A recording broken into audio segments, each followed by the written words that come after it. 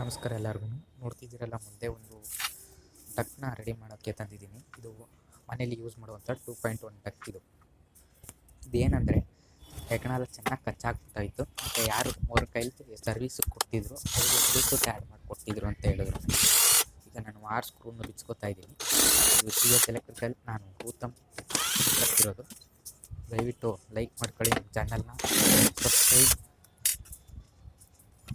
ಈಗ 6 ಸ್ಕ್ರೂನ ಬಿಚ್ಕೋತಾ ಇದ್ದೀನಿ.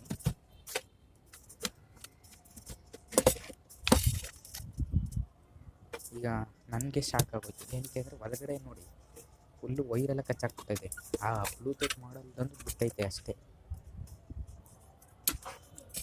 ಈಗ ಟ್ರಾನ್ಸ್ಫಾರ್ಮ್ ಬಿಚ್ತಾ ಇದ್ದೀನಿ. ಆ ಆಡಿಯೋ ಬೋರ್ಡಲ್ಲಿ ಹೀಟ್ ಸಿಂಕ್ ಎಲ್ಲ ಚೆನ್ನಾಗಿದೆ.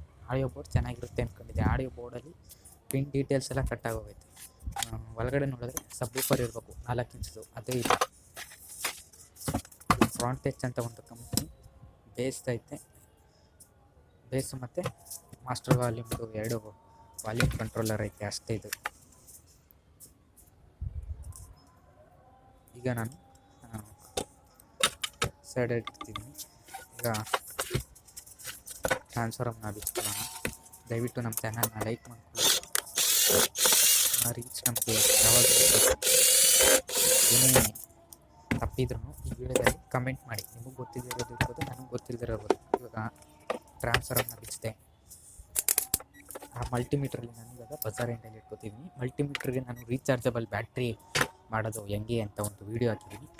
ಆ ವಿಡಿಯೋ ಲಿಂಕ್ ನಾನು ಬೇಕಾದ್ರೆ ನಾನು ಕೆಳಗಡೆ ಕೊಟ್ಟಿರ್ತೀನಿ, ದಯವಿಟ್ಟು ಅದನ್ನು ನೋಡಿ. ಈಗ ನಾನು ಟ್ರಾನ್ಸ್ಫಾರ್ಮಲ್ಲಿ ಪ್ರೈಮರಿ ಸೆಕೆಂಡರಿ ಅಂತ ಇರುತ್ತೆ. ಪ್ರೈಮರಿಲಿ ನಮಗೆ ಓಮ್ಸ್ ತೋರಿಸುತ್ತೆ, ಸೆಕೆಂಡರಿಲಿ ನಮಗೆ ಬೀಪ್ ಸೌಂಡ್ ತೋರಿಸುತ್ತೆ. ಸ್ಕ್ರೀನ್ನ ಚೆಕ್ ಮಾಡಿದಾಗ ಅದು 93 ಓಮ್ಸ್ ಅಂತ ಏನೋ ತೋರಿಸ್ತು. ಇದು ಪಾರ್ಟ್ 1. ಪಾರ್ಟ್ 3ಲಿ ನಾನು ನಿಮಗೆ ಟ್ರಾನ್ಸ್ಫಾರ್ಮಲ್ಲಿ ವೈರ್ ಕನೆಕ್ಟ್ ಮಾಡೋದಂಗೆ ಅದೆಲ್ಲ ಹೇಳ್ಕೊಡ್ತೀನಿ. ನಮಸ್ಕಾರ, ವಂದನೆ, ಥ್ಯಾಂಕ್ ಯು.